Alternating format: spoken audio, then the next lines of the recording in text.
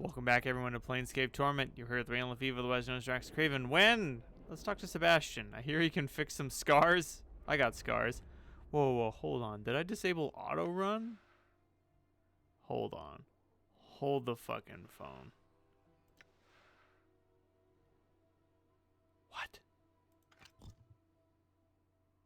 Okay. You see an older man in elegant robes. He has bright eyes and a warm smile. He gives you a slight bow as you approach. Good day, Cutter. I am Sebastian. How may I serve you? Greetings. Greetings to you as well, Cutter.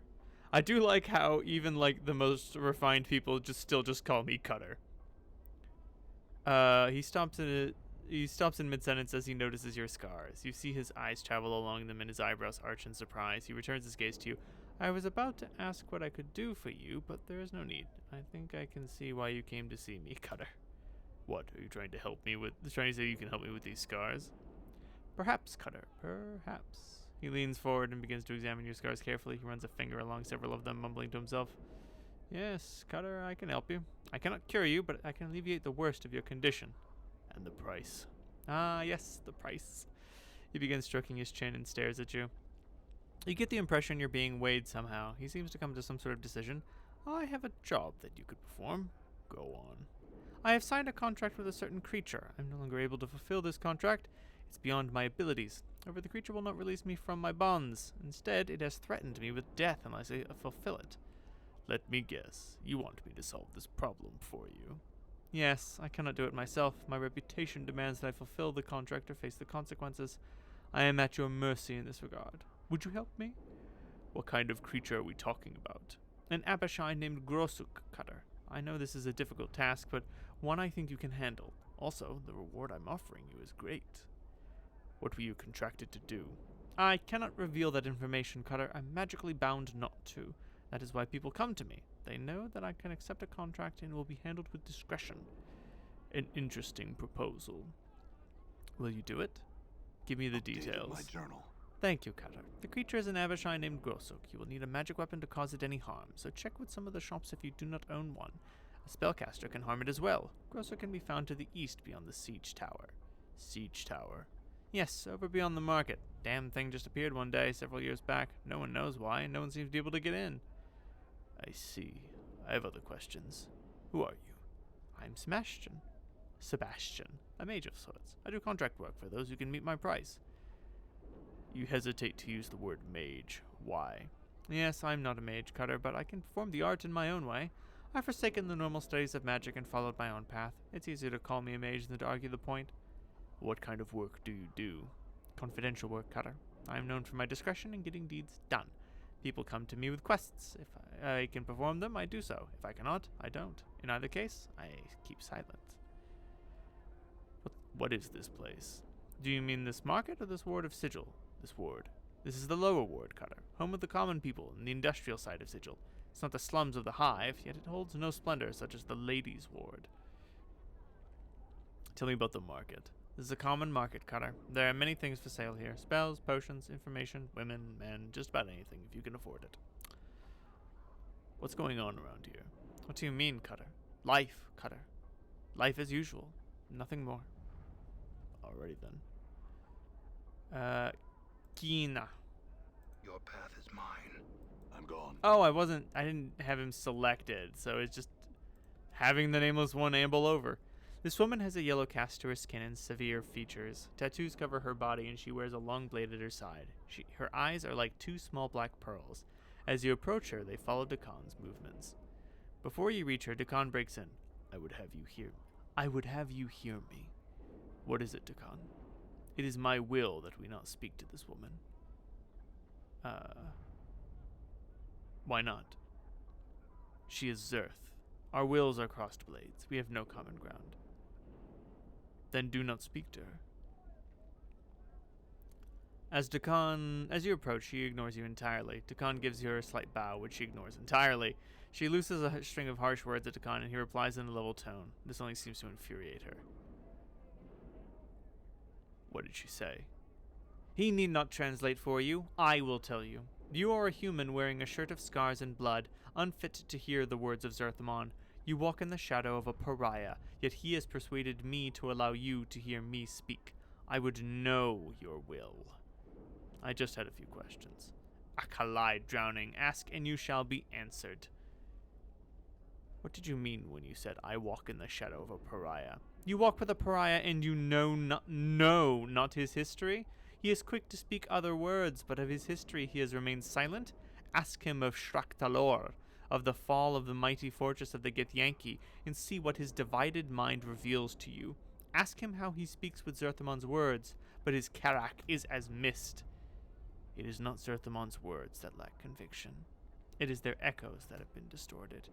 There is no doubt in how Zerthimon's mind is spoken. Generations of Zerth are as Rachma's jewel, of one mind on this matter. Your stance carries with it a divided mind. The doubt is yours, an echo cast from your own faithlessness. Your words speak not the mind of Zerthimon. They are shaped of angles and hate, as if molded from Gith's mind itself. You shall lie with the dead of Shraktalor in shifting chaos, for you see all with Vilquar's eye. Your mind is divided. Your Karak is weak. I'm gonna stand in the way. As if sensing your intent, Dakan speaks to you without breaking the gaze he holds with Kina. Hold fast, and do not stand in the way of our blades. Let it go, Dakan. Dakan reluctantly lowers his blade. Kina stares at him incredulously for a moment, and then sharp grin splits her features. The truth at last. Your mind is not divided. You're a slave to this human. He speaks with an anarch's authority to you, and you listen. Your mind is cast in Gith's mold, Kina. Let's go, Dakan. This is why Gith shouldn't breed. They're always going on about this or that, or the belief of this, or where's a mind flayer or a Githyanki to kill, and so on and so forth. I don't think they even enjoy poking each other. They go barmy and lose their minds by the wayside, or else they stay so direct and focused all the time, they forget their sense of humor. They blather about focus and having one mind and community trust, but note that the race broke with itself soon as it broke with the mind suckers. Now tell me religion and ideology won't bring the planes crashing down. You've lost your way, Dakan. Know that I hope you find your path. I pity you. Farewell. Oh, yeah. I should speak to Dakan. What is your will? There are things I would know. Can I talk to you about your teachings? The eighth circle within, it spoke of division, the mind, and the importance of focus. That is the extra unlocked dialogue, as near as I know. What does the eighth circle speak of? Here it is! It speaks of focus and discipline, about how not knowing oneself can physically divide the man. It also speaks of the weakness of that division. The weaknesses that division causes. It seems to me that it tells one to not only know themselves and take strength from that, but that your focus can reveal weaknesses in your enemy. Will you make this circle known to me? I will. 10,000 XP! There are 2 plates here. We should both study them, you and I. I think when you know the 8th circle, perhaps then you will know Zerthimon's heart when he made the pronouncement of 2 skies. His words were not those of the Illithids, but of the people. In knowing the teachings of Zerthimon, I have become stronger. Ooh, Dakan stares at the plates, his eyes flickering over the geometries upon them, then look upon and match your gaze. His blade bends, shifts, until the shimmering you noticed before has become a silver glow. He seems stronger somehow. Know that when death comes for you, know that I shall meet its blade with mine. Know that when all dies around you, know I shall live for your sake. When we die, Dakan, it shall be the same death. It shall be the pronouncement of 2 deaths as one. In the teachings of Zerthimon, I have become stronger. Hell yeah. If I recall correctly, his attributes have gone up bigly.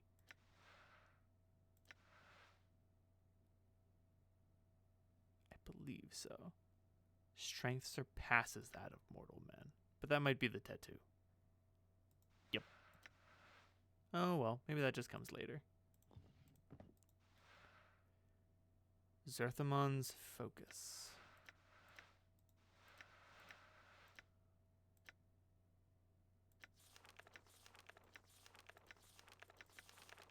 That's balance in all things. Zerthimon's focus. This enchantment helps the target remember Zerthamon's teachings on the ways to channel one's mental and physical focus during battle. When cast, the recipient chances for critical attacks are raised by 5 seconds per level of the caster. Okay. I feel like that's going to help Dakan way more than it's going to help me. I've got a dagger. I'm good on that, you know. That ain't me. 2,000 experience points away. Jesus Christ. Lawful good. Unaligned. Wisdom of 21. Let's go. All right, who's this Korur guy? Greetings. What do you want? What do you want? Why are you bothering me for? I look the part of a tout?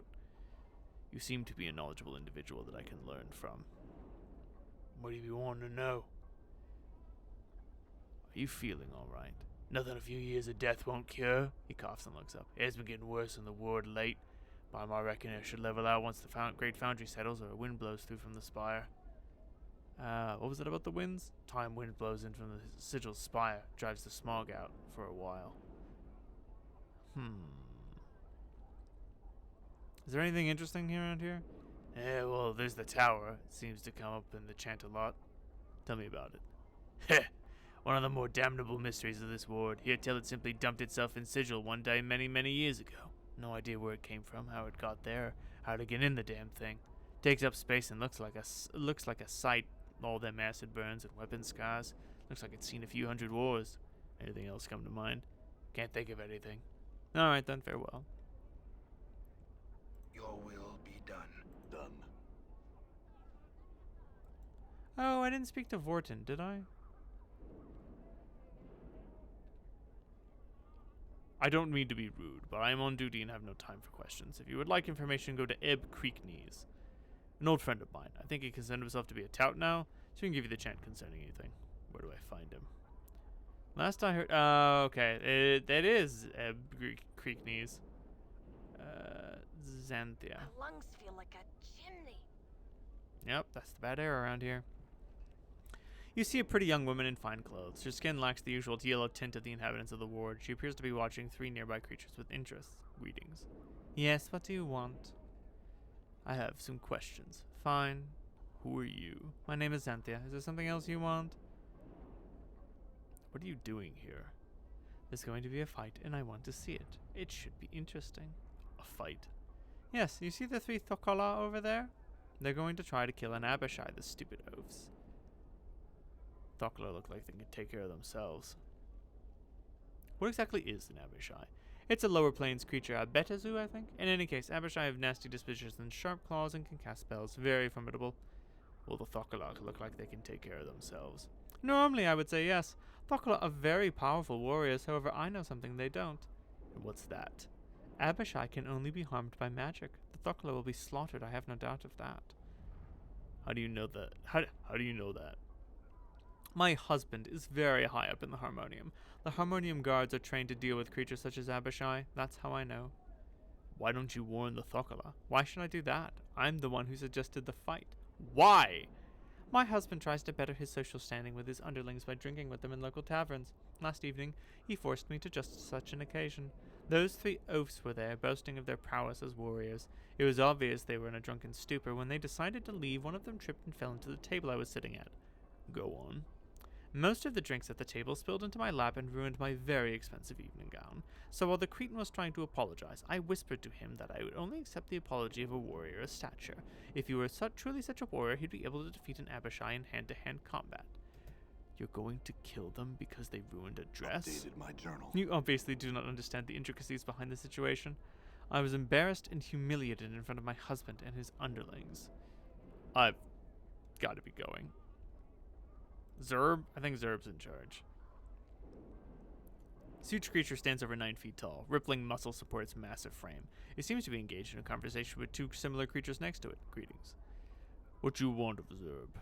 I have some questions. He gives you an apologetic look. Zerb not speak language well. You talk to Thorpe. Alright, thank you. Oop. Thorpe. There we go. This creature is huge, standing around. As you approach, he leers at you and laughs. Greetings. What you want, Smalley? I have some questions. You got question? Maybe Thorpe got answer. I've talked to Xanthia. She said you're going to fight an Abishai? That right, Thorpe and friends Barsh. I've learned that Abishai can only be hurt by magic weapons. Updated my journal. Need magic? Well, how you know? I asked around Thorpe, it's what people tell me. Oh, Thorpe not have magic. Friends not have magic. We die if we Barsh Abishai. Thorpe not be warrior of stature. Xanthia not accept apology. You're willing to risk your life for the honor of a lady, Thorpe. Only a warrior of stature would do something like that. Really? Thorpe and friends know of stature? Of course. Consider Xanthia's honor to be satisfied and the apology accepted. Thorpe, thank you. You saved life. You saved life of friends. He turns to the other Thorkala and speaks to them hurriedly. After a moment, all three bow to you and each hands you a pouch of coins. Thank you. You're a good friend. You deserve this. I must be going. Farewell. You warned the brute, didn't you? Yes, I did what I felt was right. I will not forgive this insult. Good day to you. I feel stronger. Hell yeah, I do. What if I was even wiser? I've gone mad with wisdom and power. Dear Lord. I'll see you guys on 125,000 experience points.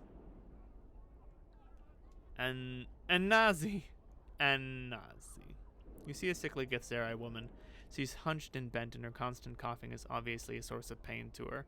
She holds a handkerchief that is practically soaking with blood, tissue, and phlegm to her face. She spies you and hisses. Greetings. She stares at you and speaks a few mumbled words to Dakan. She cannot understand your speech. She says she is dying.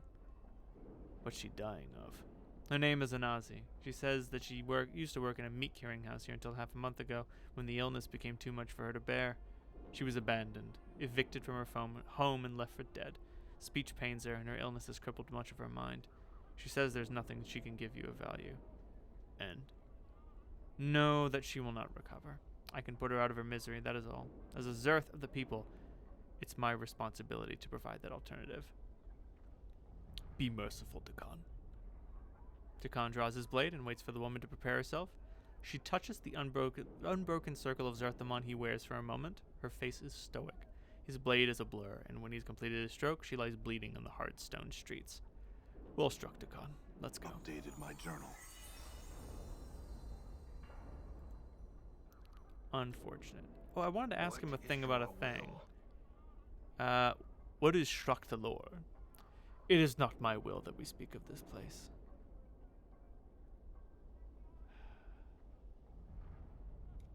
Never mind then. We'll speak no more of this then. Let's move on. No reason to upset him.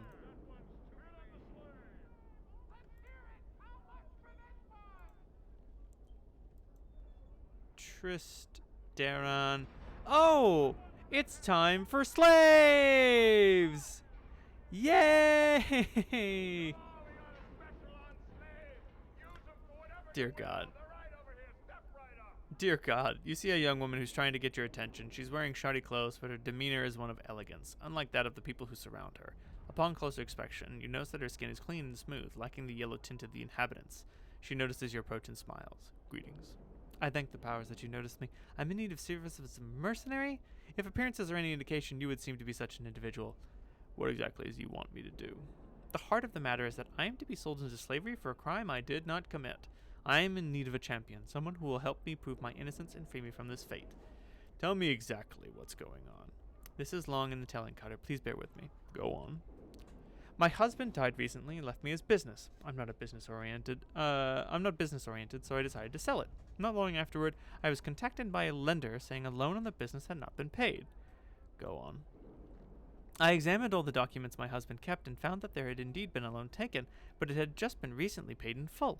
I explained this to the lender, and a few days later he asked for a copy of the document. It was nowhere to be found. Go on. Well, when I could not prove that the loan was paid, the lender took me to court. My monies were taken and applied to the balance owed. Since I did not pay off the loan, I am to be sold on the block to try and recover the remaining amount due. I don't understand. Why sell you into slavery? It serves many purposes. First, it keeps the prisons relatively clear of all but the vilest criminals.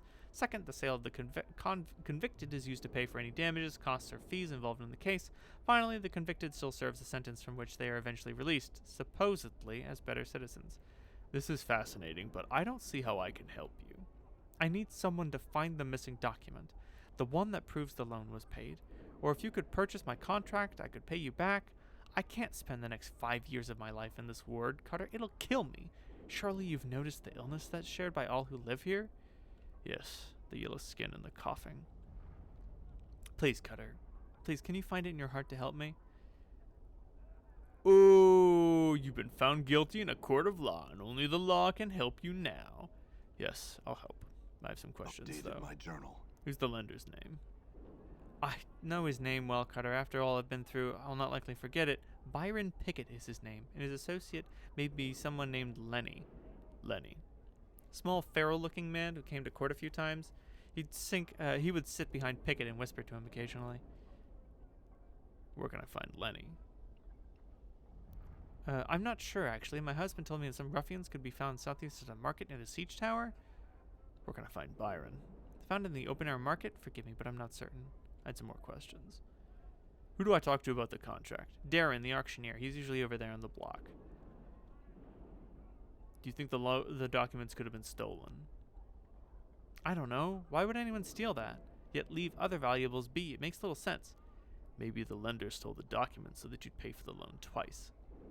That's a terrible thought, but also an ingenious one, Cutter. This Byron Pickett does strike me as a knight of the post. Excuse me. A thief or a cheat, Cutter. Such are called knights of the post, or of the cross trade. Have you explained any of this to the court you spoke of? Oh yes, I've explained my situation so many times. You're the first to be willing to help me. Well, I'll see what I can do. And we will see what I can do next time on Planescape Torment. My skull itch.